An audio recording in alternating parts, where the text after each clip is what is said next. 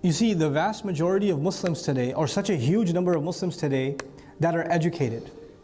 Maybe they're educated with a bachelor's, master's, maybe they're physicians, but they're middle class or upper middle class or upper class. You know what the assumption is in so many Muslim minds? That Islam is backwards. And it's not just Islam, they think religion itself is backwards. We're living in modern times, and as a result of modernity, we have to keep up with the times, and Islam is one of those things that is holding us back. Islam is not dealing with things that are happening right now.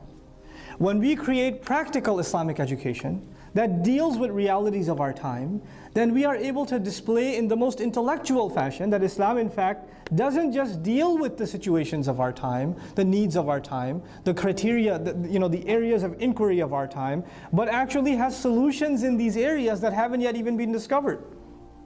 It has things to offer the world of psychology that the world of psychology has never known. They have never known. I'm a basic level student of psychology.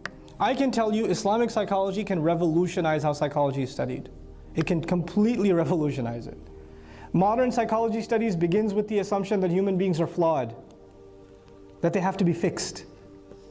They're just flawed. I mean, from Freud onwards, we're messed up and we have to get unmessed up. So whether it's by means of pills or therapy, whether it's cognitive or medical, clinical psych, you have to undo the mess that you are.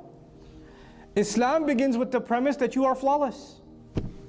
كُلُّ مَوْلُودٍ يُولَدُ عَلَى الْفِطْرَةِ. You start with fitrah. And then there were corruptions that came in. You have to, if you can undo the corruptions, there's something good at the bottom. There's something pure. There's something great at the essence of the human being.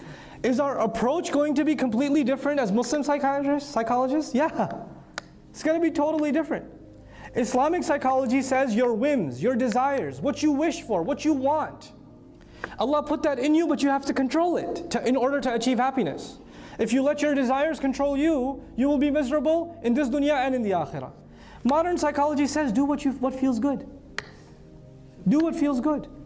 That's what they'll tell you. What makes you feel comfortable?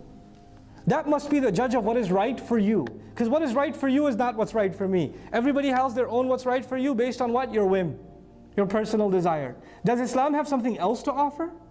Even on the psychological side? Absolutely. And I'm not a PhD in psychology. I'm just basic level, bachelor's level psychology. But I'm telling you, we have a completely different worldview to offer.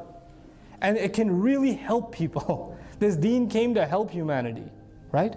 So we are going to be able to give the highest levels of education in Islam if we address the foundations. This is the few things that I wanted to share with you about the renaissance in Islam, that inshallah ta'ala, I'm completely optimistic that it's coming. If we have the vision for it and we have the drive for it, bi'idhnillah ta'ala, we will achieve it.